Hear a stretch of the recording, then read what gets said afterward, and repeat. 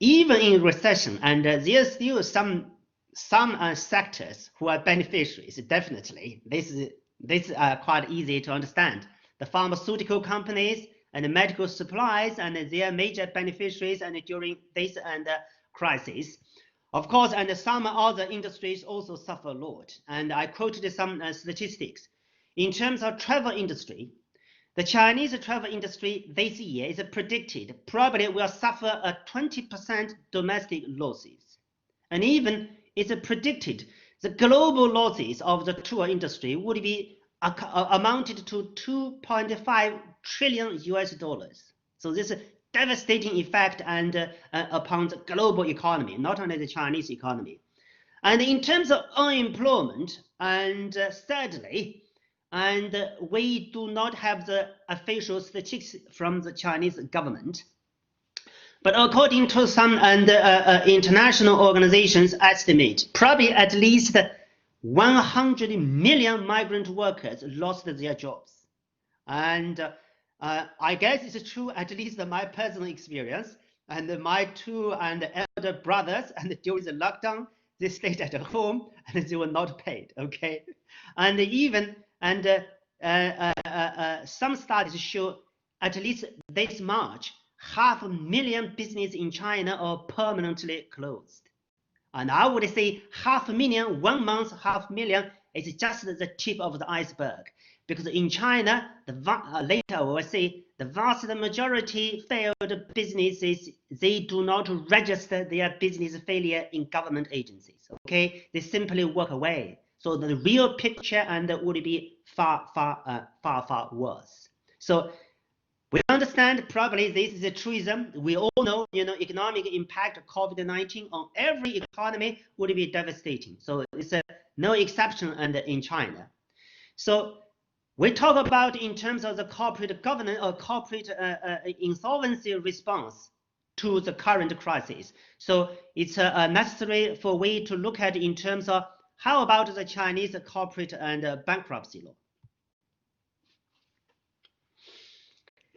The Chinese and current bankruptcy law, we call it, the Chinese use a term called enterprise, called the China Enterprise and Bankruptcy Law 2006. And it was updated and from the previous China Enterprise Bankruptcy Law 1986. So this bankruptcy law, if you look at the law itself, the law looks perfect, okay? And for commencing a corporate reorganization procedure and whatever the debtor or the creditors, you can use either cash flow or balance sheet bankruptcy test to persuade the court to open a bankruptcy and procedure. And even more important, the Chinese current enterprise bankruptcy law is we call it rescue-oriented. So it promotes corporate rescue. So generally speaking, and this law has 3 major chapters or 3 bankruptcy options for a failed company. The first, chapter 8, is on reorganization. It's almost the same with the USA Bankruptcy Code chapter 11. Okay, so many things and in chapter 11 and actually was borrowed and by China, so it's very easy. And for example, in terms of debtor in possession, and for example, in terms of if there is a voluntary fining and the debtor does not show the bankruptcy status, so it means under early rescue and can be initiated by the debtor and itself.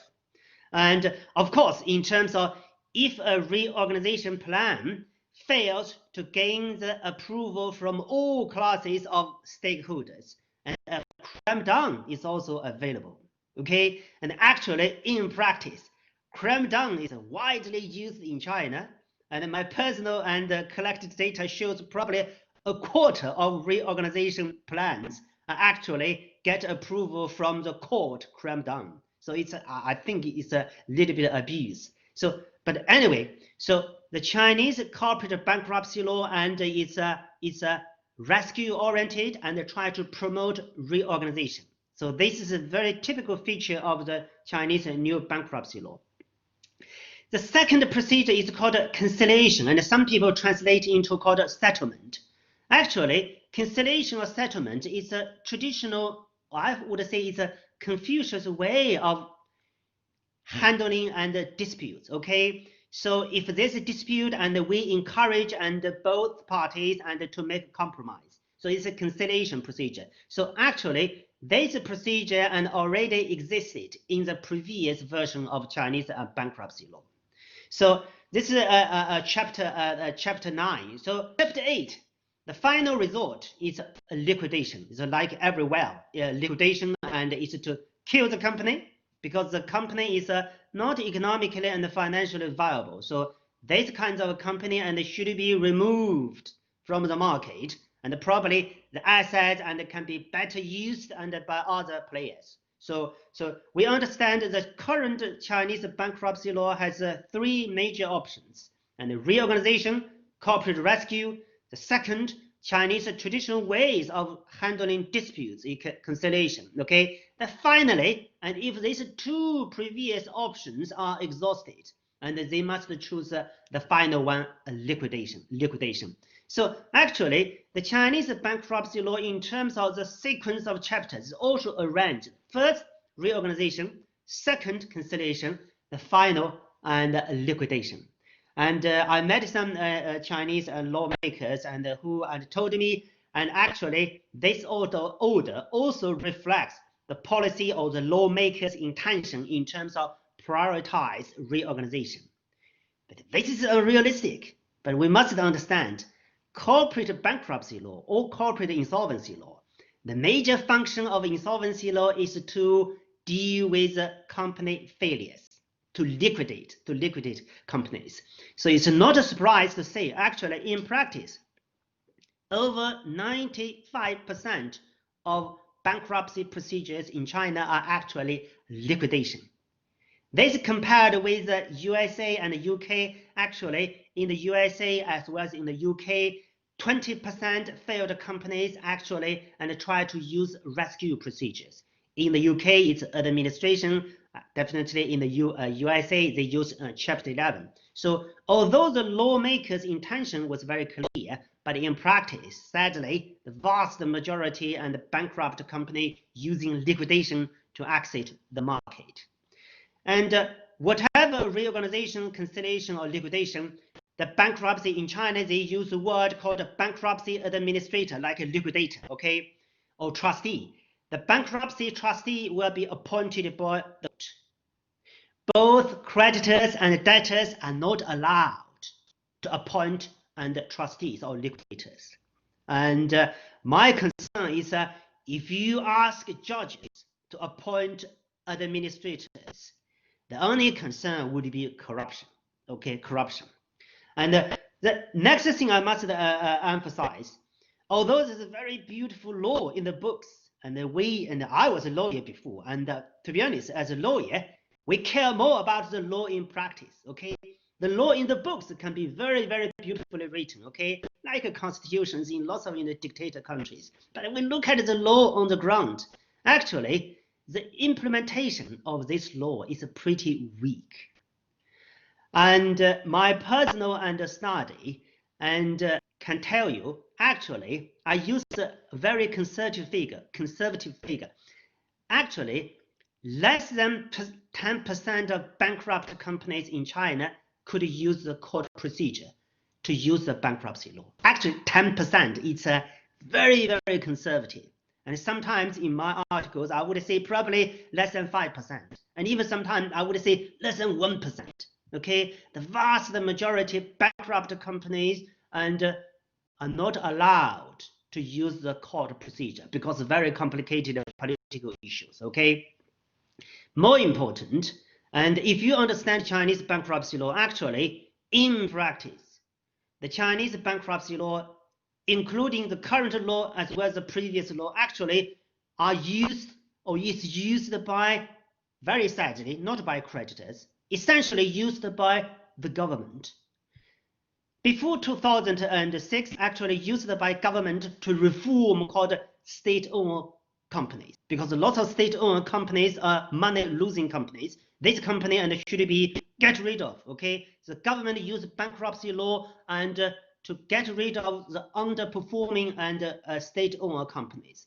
Nowadays, especially after 2000 and 2000, I think 2016, and because of the oversupply of Chinese lots of state-owned sectors, especially in terms of steel and aluminium and other, basic and products. Actually, currently, the Chinese bankruptcy law is mainly used by government as part of the tools to tackle called zombie company elimination campaign. So the vast current and bankruptcy cases are used and to help the government in getting rid of so-called zombie companies. Actually, they are also state-owned companies. So for private economy, for private companies, and for ordinary and creditors and property debtors, and Chinese bankruptcy law actually is not available. It's not available. Okay. So, and the next part we move to in terms of how the corporate bankruptcy law and is adjusted during the current and pandemic. We understand, and actually, and lots of countries and have temporarily and suspended lots of functions of bankruptcy law and to deal with the current challenge of COVID-19, especially in terms of lockdown. Okay, for example, in the UK, and the UK bankruptcy law and the Parliament and took action immediately to suspend wrongful trading. Okay, wrongful trading means, and if you're a company director, okay, if you are aware of your company's insolvency, you must stop business operation. Okay, if you do not stop, and you are personally liable for the newly incurred debt. And not only wrongful trading suspended in UK, but also during this March and at least to this June and last month, and creditors petition and to trigger an insolvency procedure in the UK is also largely suspended. So for creditors during the past 3 or 4 months, and you can't petition and to liquidate and your enemy. Okay, so this is a temporary and extraordinary solution to tackle the current pandemic. Okay, so in the UK, basically, because wrongful trading and creditors' rights actually are embedded or incorporated into the company insolvency, the UK Insolvency Act. So this is a Parliament and law. Okay, so actually the action was taken by the Parliament. But in China, China has a different political system. Okay, in China, if you wanted to change the statute, this can be very, very difficult, if not impossible. Okay, it's very difficult. So in China at the moment, the statute itself remains intact, but the major actions actually are taken by the Supreme People's Court.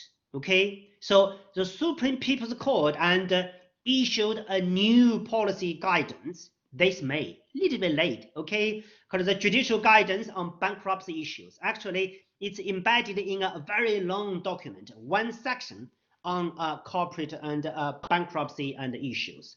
And I summarize, there's lots of different provisions, but I summarize as 3 major points and from the Supreme People's Court and the guidance. So first, and creditors petition for bankruptcy, I use the word restricted.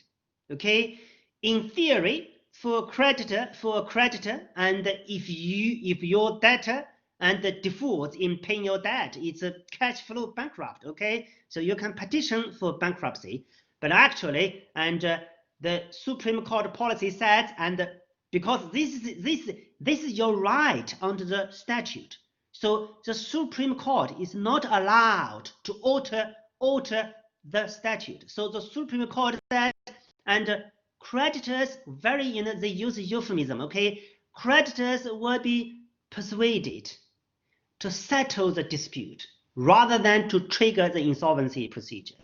So we understand actually this means, and actually the creditor's right in triggering an insolvency procedure of the debtor is restricted. Okay, and they pursue the same aim by kinds of persuasion. Okay, so this is very important and step actually, and we must understand the law in action. Actually, in practice, I don't think Chinese judges would be kind enough to persuade you. Okay, usually, and if there's a petition, and in practice, actually, there's no petition because lawyers knew, and such kinds of petition will never be accepted. So the lawyers will never, unless some very young lawyers, okay, some, the trainees, there's the early career in lawyers, probably they will go to the court to make an attempt. Actually, they will be definitely frustrated. For me, 10 years ago, I was in China and never, submit this kind of petition. Okay, so in practice, and I would say probably restricting creditors' petition right, not quite relevant. Okay, second. And the second major point of this judicial guidance would be, and we understand for creditors and for a creditor, and if you're angry of your debtor who is unable to honor their debt, so you can petition and for liquidating the company, so you can use a cash flow test. Okay, so if you and a debtor default in paying your debt, which is legally due, and you can use cash flow test. But in this guidance, in this judicial guidance, the Supreme Court said when assessing whether a company is bankrupt, and they tend to use balance sheet bankruptcy test. This makes actually creditors' petition almost impossible, okay? Because we understand as a creditor how you can prove your debtor is a balance sheet bankrupt. You must access how many assets the company has, how many debts and the company has. This is technically impossible, okay? But at least this reflects the policy position of the Chinese Supreme Court, further to restrict the right of creditors. And this is the second major point I summarize. And the third point is the Chinese Supreme Court was very clear, and it encourages courts to use more reorganizations rather than liquidations. Actually, and under the Chinese current bankruptcy law, and if there is already a liquidation applied by creditor, and in this situation, the debtor can apply to the court to convert the existing liquidation into reorganization. So there's lots of rules leading to reorganization. So the Supreme Court is very clear, if there should be a bankruptcy procedure, and local courts are encouraged to use reorganization procedure rather than liquidation procedure.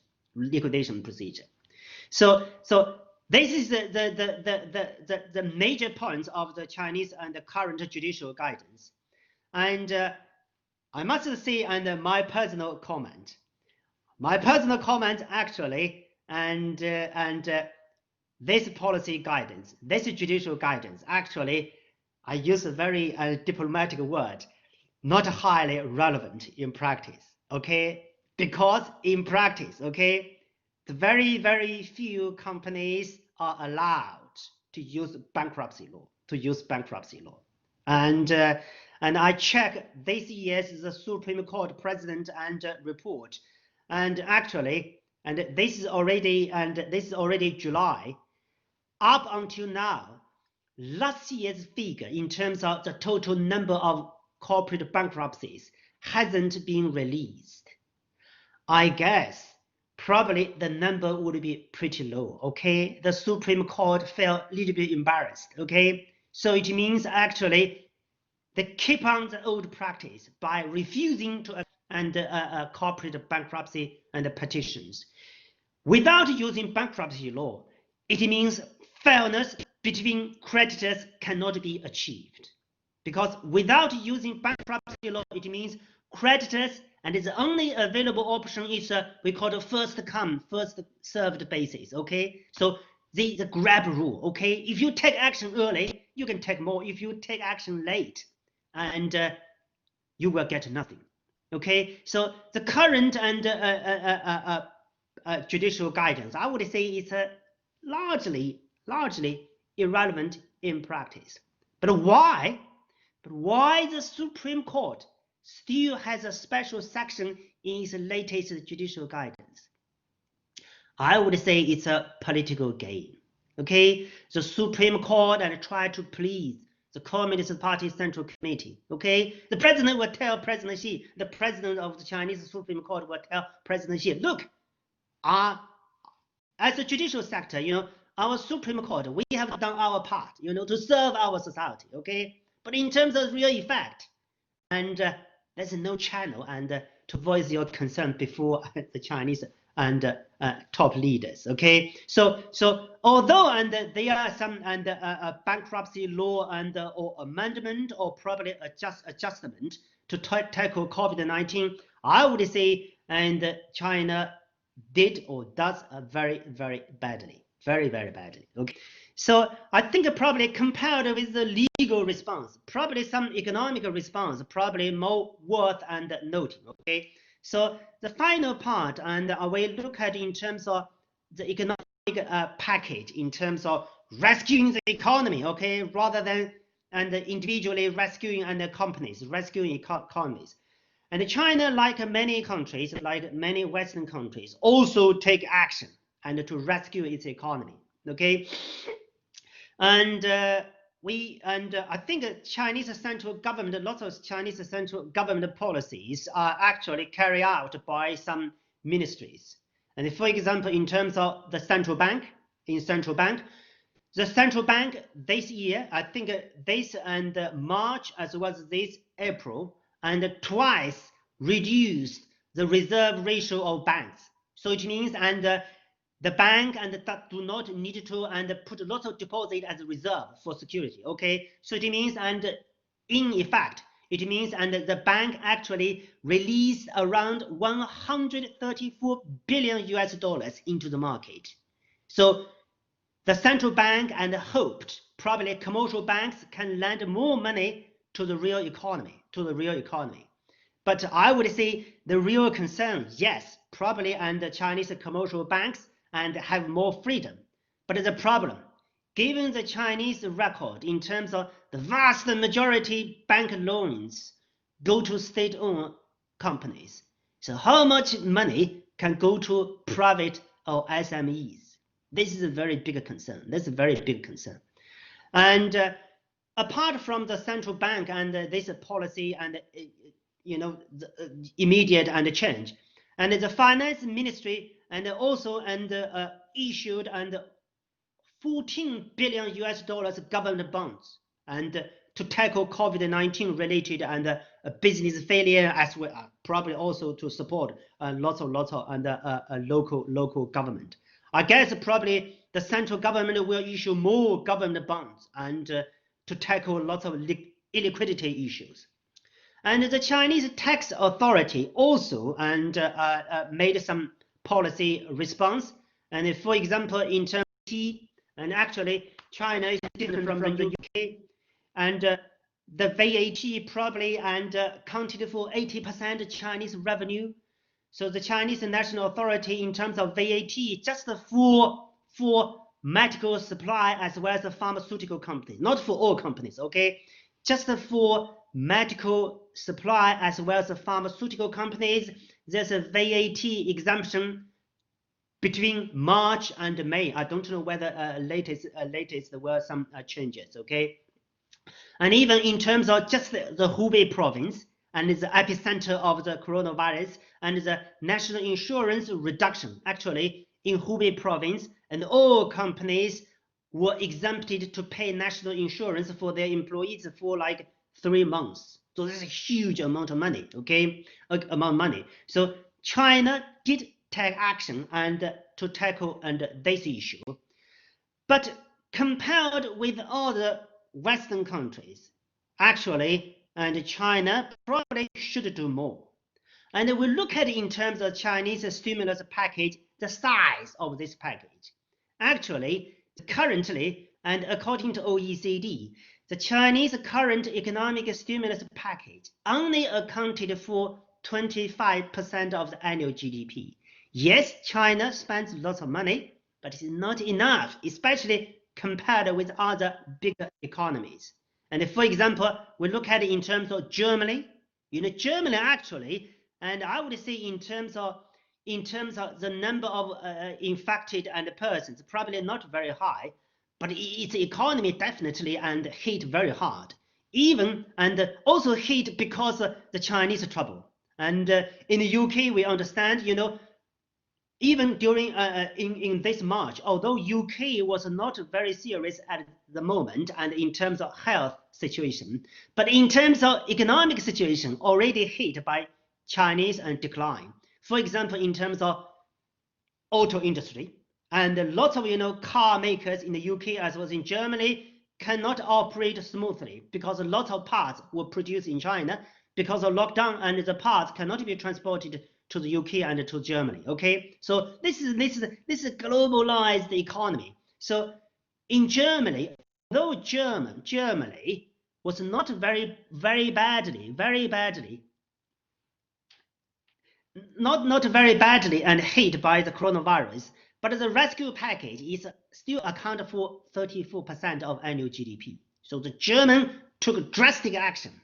In Japan, it's 20%. The USA is used 11.1%. At least this is the current and the calculation. Probably at the end of this year, and we can have a more and specific figures.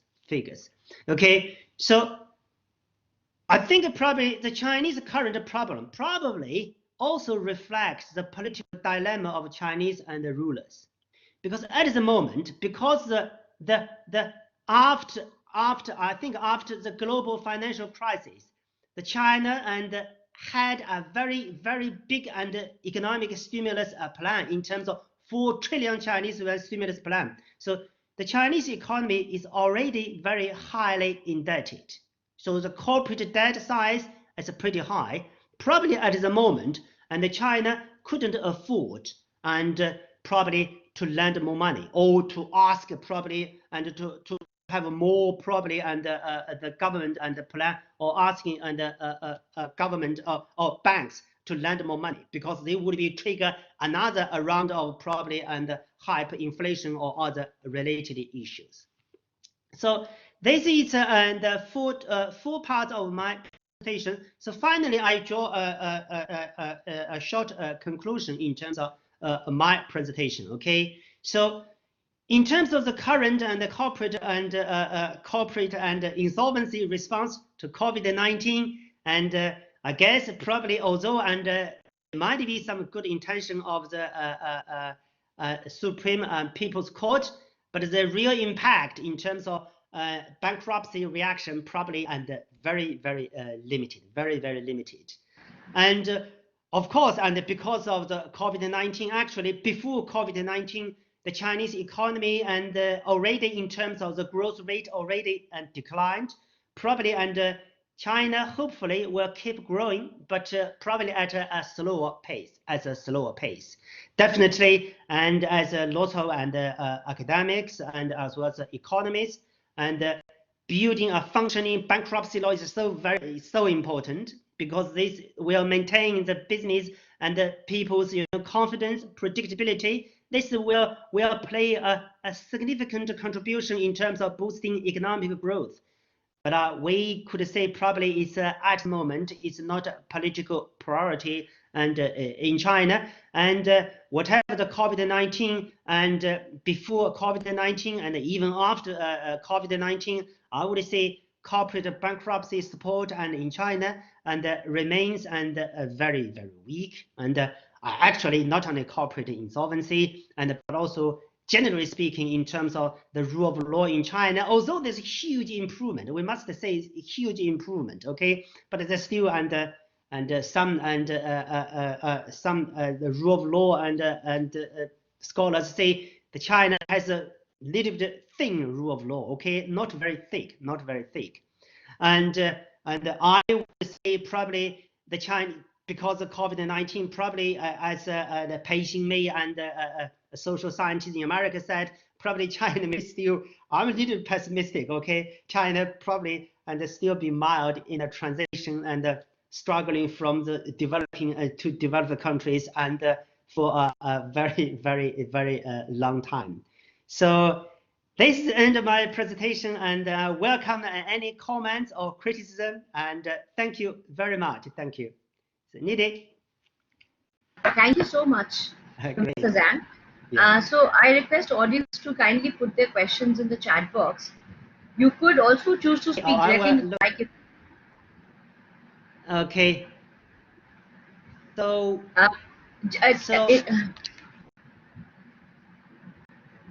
Anuradha wants to have a clarification. Is China package 25% or 2.5% of the annual GDP? I think it should be 2.5%. I checked the OECD's figure is 2.5%, not 25%. Yeah. 35% becomes too ambitious for any country to dedicate. I think, to be honest, even in the UK, I don't think Westminster could afford 20. Yeah, totally. That's a huge amount of money. Yeah. Beyond idealistic number, Anuradha. So I think it's 2.5%. Dr. Zhang, I was just wondering. You mentioned that in China they have allowed the companies not to put in the insurance scheme for the employees. Yes, we call it national insurance. Actually, it's a pension contribution. So pension contribution, they're exempted from that, right? They just exempted and during the lockdown period, during March and May. Okay. Yeah, it's very limited. Yeah. Right. Okay, Anuradha. Yeah.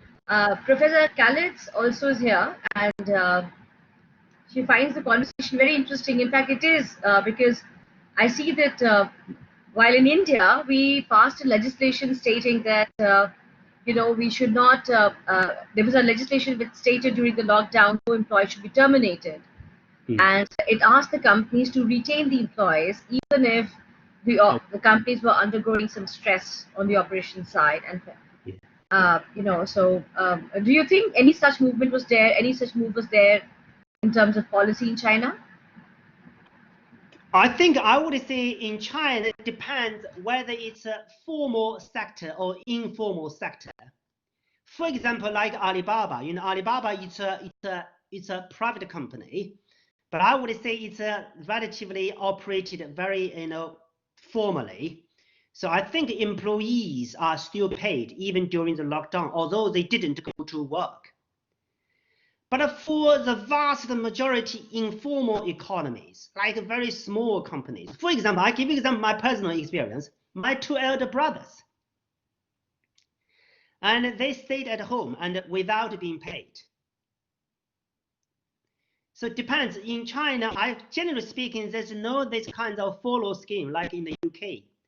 Because in the UK, if you're a company and during the lockdown and you are not allowed to operate, the government said, and please keep your employees, we will pay, okay? Actually, 1/3 employees in the UK, I think until this and Saturday, and including today, probably tomorrow the policy will be changed. And there's still 1/3 employees are paid by the government.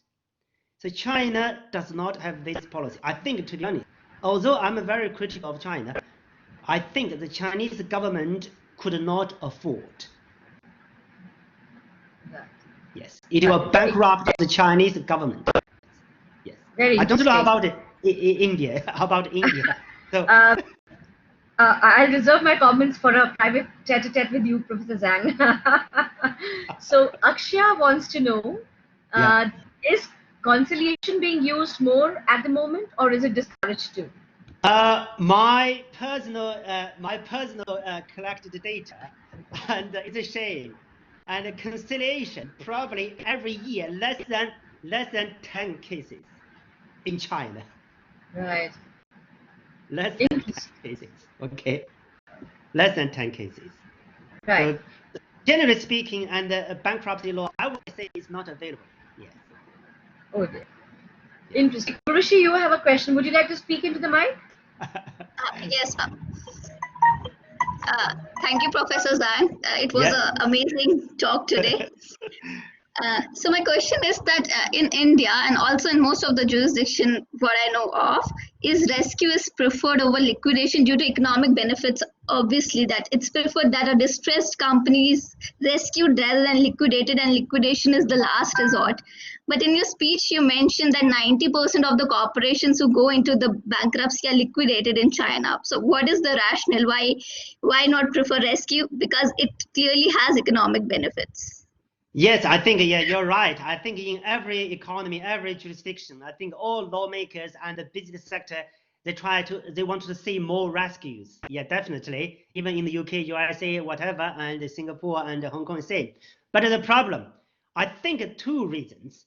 The first reason is actually the vast majority companies in bankruptcy procedures are money-losing SOEs.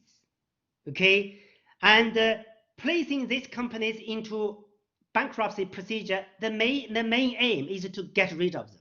Okay, so the initial intention was not to rescue them. Okay, if they can be rescued, probably they will be rescued outside bankruptcy law.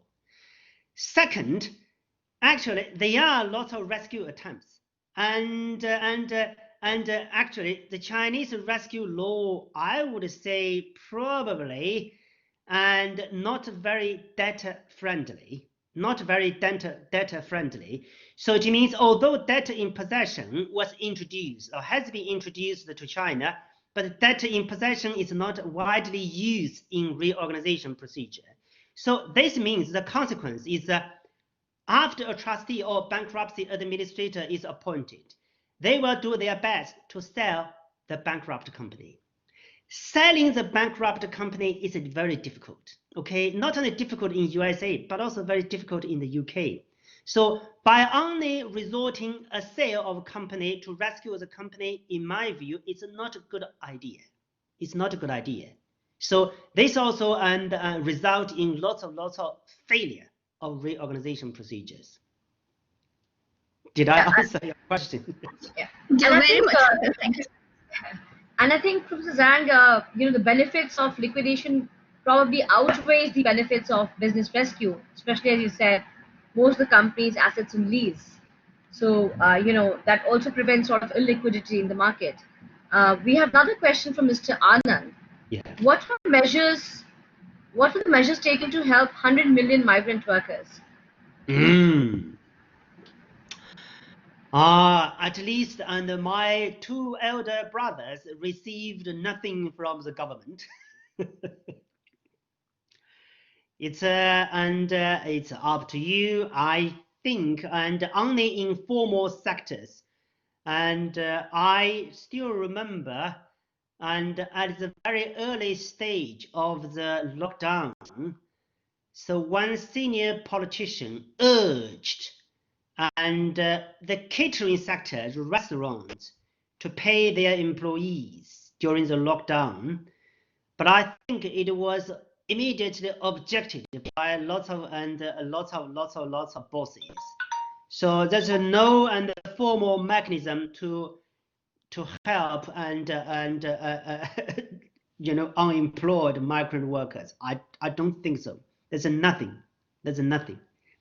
There's nothing. So China, so it's not a socialist country. Yeah. Adish has a question. In private sector, what option do creditors have other than first come, first serve in current times? Yeah, you mean without using bankruptcy law? You mean in terms of creditors? Yeah. So what I think, Adish, correct me if I'm wrong. You're trying to suggest that in private sector, creditors who take the lead in sort of enforcing security, they get the benefit. Is that what you're trying to say, Adish? Yes, ma'am. Yes, and actually, although there's no bankruptcy law was is very poorly implemented, but the court system invented its own solutions. Because in China, in terms of data collection, we understand in terms of data collection vehicles, there are two vehicles. And in every society, we have two vehicles. First, we call it individual data collection, okay? I sue you, okay? And I enforce the judgment. The second is bankruptcy. It's a collective data collection system. So China, actually, the insolvency collective debt collection system does not work very well. So within the individual debt collection system, the Chinese court actually invented their own solution. They called using pari passu in judgment executions. So if the pari passu principle in judgment execution can be very well implemented, and the fairness between creditors can also be achieved. But 2 years ago or 3 years ago, I did an empirical study. Actually, in practice, the pari passu in judgment execution is only used in probably 11% of eligible cases. So it means in practice in China, the only available debt collection of vehicle is an individual debt collection. So you sue fast, okay? You sue in advance of your peers, and you can get payment. Of course, in terms of securities, because securities here is very interesting. Securities in China, I would say, is very well respected, very well protected. So some people would be puzzled. The Chinese contract law is not very well pleased by the government, but why securities are very well respected, very protected? But we shouldn't forget, the vast majority of secured creditors are state-owned banks. Okay, I'm a banker. Okay, I'm also official. Okay, so I can use the court system to enforce the security. So the security is very well honored in China, but in terms of the unsecured creditors, and largely is still a very, I think is, I said before, they are paid on the first come, first served. So you must take action quickly. Okay, if you're late, and you will lose and your right. Thank you for the answer. Nozzle wants to know, do we expect bankruptcy laws to change during or post-pandemic? Do you expect that Chinese insolvency laws may change post-pandemic? I must say I'm very pessimistic. I don't think, because this is not the political priority, okay? This is not a political priority. And I don't think the bankruptcy law will change. And Professor Li Shubang said probably quite recently the Chinese bankruptcy law will be amended.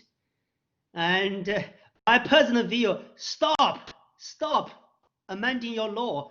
So put your law in practice at first. This is more important, okay? You can have very beautiful laws, but if you do not use it, what is the purpose of having these very beautiful laws? Good to know. Sarthak, one of our former JIP students, I mean, he's training on right now. Okay. Sarthak wants to know, can you please highlight on the average age of company in China, especially a state-owned company? I must be honest, I don't know exactly, but I think in terms of state-owned company, probably, and a state-owned company, because always supported, financially supported, politically supported by Chinese government, I guess probably longevity would be pretty high in terms of state-owned companies. Private companies, almost the same with the UK companies. Yeah, they're subject to market forces. So state-owned companies is a different story.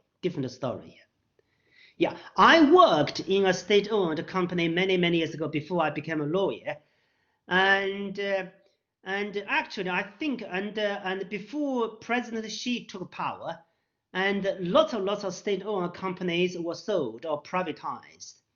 But during the past several years, I was actually shocked or confused. Nowadays, the China is trying to set up more state-owned companies. Yeah, that's a very interesting point. Yeah, that's for me, I think it's shocking. It's shocking. Yeah. Rustam wants to know, do you think that Chinese bankruptcy law exists mostly on papers because the Chinese government believes that large number of cases of bankruptcy could reflect inefficiencies of the economy as a whole? Because clearly the government is not interested in actually rescuing the business. So I see two sides of question, Rustam, that you've asked. Firstly, do you think bankruptcy laws exist on paper, or is it also in practice? Or secondly, Is government really interested in rescuing the business? Absolutely, ma'am. That's the two questions that I asked. I think And definitely, and both the central as well as the regional governments, they try best to rescue more viable businesses. This is definitely, okay, because this is their interest, okay. But in terms of, generally speaking, whether bankruptcy law is on paper only, I would say it's largely true. And actually, not only bankruptcy law, actually, this is not a Chinese problem. This is the problem in all authoritarian countries. So the law, actually, I would say, generally speaking, are made for the most powerful and for the very well connected people. If you see the Chinese bankruptcy law is on the paper, but you can see, for example, last year or the year before in 2018, there are almost 20,000 bankruptcy cases in court. So if you see the bankruptcy law is not available, no, there's bankruptcy cases. But the problem, and who can use this law? And as I said before, in terms of security law, in China, it's very well respected, very well honored. So who is using this law? Actually, the powerful, okay? People in power, or people connected with the power. So they can use this law. So I read lots of, in terms of authoritarian regimes, it's not a Chinese problem. In lots of developing countries, it's the same problem. So they enacted the law basically used by the people in power. So this I think this can explain this question problem. Kostov wants to know, do you think COVID will accelerate the Chinese IPO reforms that's already in pipeline, from merit-based approval system to a more Western-inspired registration system?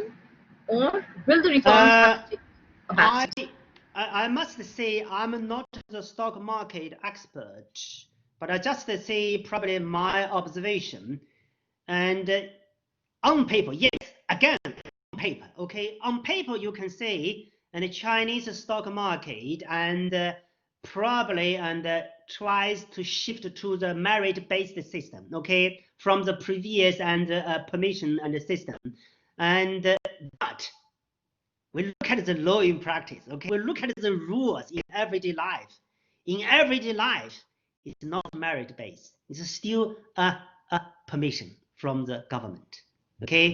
Without the government, you can't, and quote your stock in Chinese stock markets. So if we just simply look at the law in paper, on paper, and we will be fooled, okay? We will be fooled. I think we have last question today from Ashutosh. Would there be any immediate or long-term economic impact on Chinese MNCs because of export restrictions and ban on application by India and standoff with the US, given the fact that China is an export-driven economy? So what do you mean MNC? Multinational companies, which means the American companies like Apple having offices in which have global presence but also have offices in China. Okay. So multinational corporations like multinational corporations, because the export yeah. restriction and the ban application by India standoff and the USA, given the fact China is I would say the multinational and companies and do very well in China. But in terms of Chinese and my personal view, I'm not an expert on this one, but I just use my personal experience as a practicing lawyer or doing the Chinese law research. Actually, I think the Chinese and export sector is not as significant or as substantial as lots of people think. The Chinese economy, I think during the past 20 or 30 years, I think the major success would be, I think, two reasons. The first reason would be the Chinese and property market boom. Okay, you can see it's a bubble. Okay, I think the property market bubble, I think probably is a significant factor of Chinese economic growth. Okay, And I think probably it accounts over 50% of Chinese and overall growth. And the export sector probably account only less than 15%. So not as important and compared with the real estate sector. I think the second would be, and because of the real estate and bubble, I think the Chinese government also take lots of action in terms of building infrastructures. So lots of expressways, airports, lots of bridges and build. I think probably this helped China tremendously in terms of boosting its economy. In terms of multinational companies and doing business in China, and I think there would be some impact. I think because China needs these foreign companies to learn, technology, to learn the management skills. I think probably they will not be affected, especially I think European companies, German companies, and we mustn't forget. I think the relationship between EU and China, I would say, is very good. Although the China and American relationship politically, and you see, lots of quarrels, but economically, financially, that's a very close link, very close link. I don't think China will sacrifice its own benefits by really restricting multinational companies in doing business in China. Because if they do business in China, China will benefit, especially the government. Because these multinational companies, do not forget, they pay tax. Okay, in China, 80% of the Chinese government revenue from taxes charged on companies. So Chinese government needs companies to feed them. So I don't think the Chinese government will commit economic suicide by really restricting these foreign companies in doing business in China. It's for mutual benefit. Definitely. I think we have Professor Zhang. Your talk is so interesting that every time I think the last question, there's another question popping up here. So Jyoti wants to know what is special about Chinese bankruptcy law that India could learn or adopt. My personal view would be, the Chinese bankruptcy law is complained by judges very much because almost every stage must be managed by judges. So it's very heavily court involved judicial procedure. So we understand in both the UK, USA, and Australia, actually the judges play a very, very light role in bankruptcy procedures.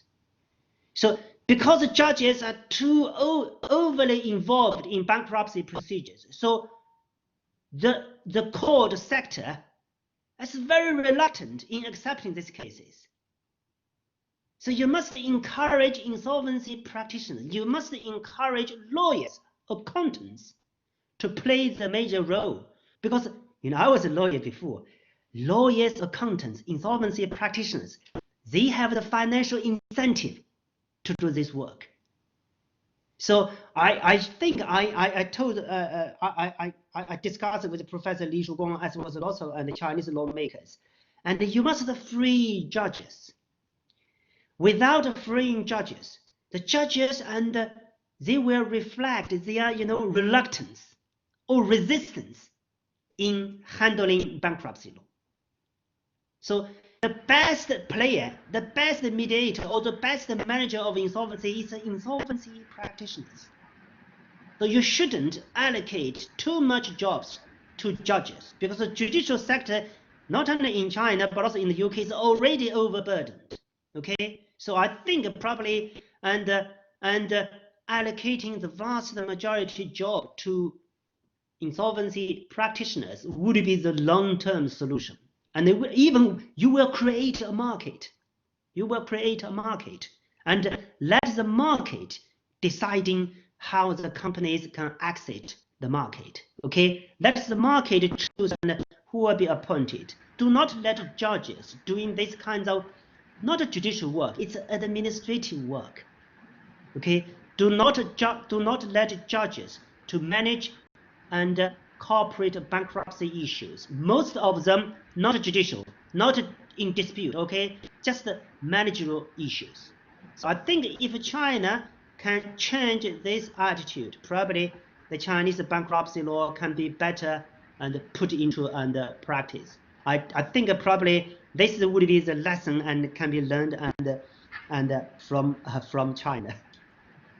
Thank you so much, Professor Zhang. Yeah, indeed. Recently someone shared a very interesting post with me where Karl Marx was quoted, where he said that if you sell, if you decide to hang a capitalist will sell you a rope. Well, I'm not sure if Karl Marx said that, but the whole after pandemic, the role of state has been really driven to, and it's been going around, as how a laissez-faire economy allows some people to make profit out of crisis.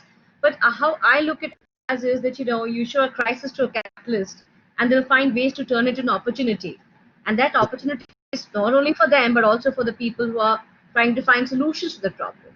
So why I say this is, like a lot of times I feel that the intervention is the way to look to regulate the market. But you'll be surprised to know that a lot of empirical studies which is proven that more in a socialist government, where government has more say in the system, the benefits which is lesser translated and transit back to the person the last in the line. Yes. So what you said, Professor Zhang, is really a very good takeaway for all of us. That leave it to the market. The right people are the IPs and the business to decide how to resolve the issues and how to rescue the business. Professor Zhang, I can't thank you enough. That it's my great privilege. on Thank a shutdown, I must make a mention that we had totally forgotten China, and not for any other reason but just our oversight. And then suddenly I felt that China, being such an important economic leader, a player in global economic order, how could we not discuss Chinese insolvency? And then you agreed on a short notice. Thank you. I have followed your work a lot, but I think all my JIP students and others, scholars here, will have chance to read through your work. But truly a privilege for our center and all of us to Thank you meet you very in much. person and listen to you. Thank you so much. Thank you very much. We I hope look to forward see you seeing you again. again. Yeah, we Yeah. stay in touch. Thank you very much. Thank you. Thank you so much. Thank you. Thank you. Bye. Bye. Yeah. Have a good day.